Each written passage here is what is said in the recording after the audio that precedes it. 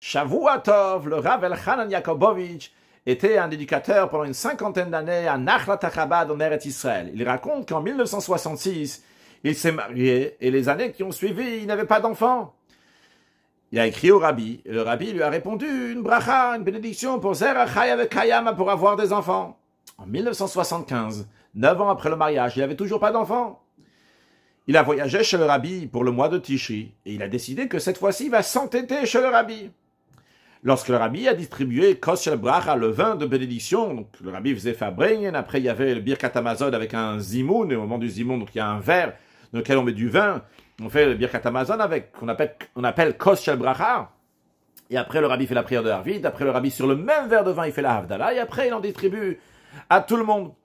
Et lorsque le rabbi distribue, il y a deux rangées, une rangée qui passe devant le rabbi, et une rangée qui attend derrière, après le rabbi se retourne, et ainsi de suite, pour faire avancer les choses plus vite. Rav Elchanan Yakobovitch se présente. Le rabbi lui donne, comme tout le monde, du vin. Puis le rabbi se retourne tout de suite dans la rangée qui est derrière. Après, lorsque le rabbi se retourne, il voit que Rav Elchanan est encore là. Rav Elchanan dit au rabbi, je veux une bénédiction pour avoir des enfants. Le rabbi lui répond que Dieu exauce tous tes vœux. Et le rabbi tout de suite se retourne dans la rangée derrière. Rav Elchanan n'a pas bougé. Il voulait une bénédiction qui est plus spécifique. Lorsque le rabbi se retourne, il voit que Rav Elchanan est encore là. Alors Rav Elchanan dit, rabbi, je veux une bénédiction claire. Il veut quelque chose de concret. Le rabbi lui dit, Vos dingt ihr sich mit mir. Qu'est-ce que vous discutez, vous argumentez avec moi? Rav Elchanan a compris qu'il n'y a pas de quoi argumenter, quoi discuter, et c'est fini, il a avancé.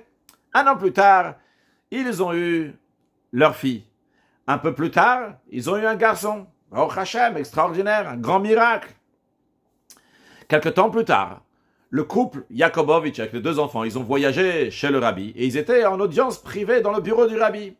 Et comme ça, sans que Rav Elchanan a préparé, il raconte, il dit que ça lui est sorti de la bouche. Il a dit, Rebbe, das ist eure Kinder, c'est vos enfants. Ça veut dire qu'ils sont nés grâce au miracle du rabbi.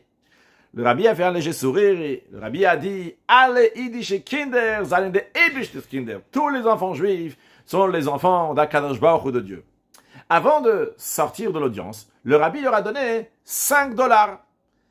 L'épouse de Rav Yakobovitch a vu qu'il y avait $5 à la place de $4 alors qu'ils sont 4, et de manière innocente, elle a remis le dollar sur le bureau du rabbi. Le rabbi a pris le dollar et il a donné de retour, il leur a dit, ce n'est pas une erreur. Pourquoi c'est pas une erreur? Il s'avère que Madame Yakobovitch était enceinte, mais elle-même le savait pas. Et Rav Elchanan Yakobovitch aussi n'était pas au courant. Mais le Rebbe, il était oui au courant qu'il y avait encore un enfant ici qui était en route. Et c'est la raison pour laquelle que le Rabbi donnait le $5. Les amis, lorsque le Rabbi dit quelque chose, même si nous on pense que c'est une erreur, mais c'est pas une erreur. Le Rebbe, il transmet la parole de Dieu. Et lorsque le Rebbe nous dit clairement que que Mashiach il arrive très prochainement, et il nous dit clairement, c'est en tant que prophétie qu'il dit ça. C'est sûr et certain que Mashiach il arrive, il n'y a pas d'erreur. Toi, tu crois qu'il y a une erreur, toi, tu sais pas qu'il y a encore un enfant qui arrive, toi, tu sais pas que Mashiach il arrive. Mais c'est toi. Mais la parole de Dieu, comment c'est possible qu'il va y avoir une erreur sur ça? C'est une évidence. Lorsque le Rebbe il dit quelque chose, qu'est-ce que tu discutes, qu'est-ce que tu argumentes? Va, fais ce que le Rebbe il dit de faire. On se trouve dans la période de 9 jours, le Rebbe dit il faut faire un sioum, va faire un sioum, va écouter un sioum, conclusion d'un traité talmudique. Le Rebbe il dit t'es au mois d'août, il faut étudier encore plus de Torah parce que t'es en vacances et il faut avoir ta paire de tefillin avec toi pour aller au Mibtsaim. Le Rebbe n'a pas dit clairement prends ta paire de tefillin avec toi, mais tu vois un juif qui n'a pas encore mis les tefillin. Il faut le couvrir avec une paire de tefillin, il faut avoir quelque chose, un mot de Torah, diffuser la chassidoute à d'autres juifs, à d'autres touristes que tu vois. Eh bien, si le Rebbe dit ça, il n'y a pas besoin d'argumenter. Écoute ce que le Rebbe il te dit. Ça, c'est le meilleur moyen pour accueillir Mashiach. Now, Shavuatov.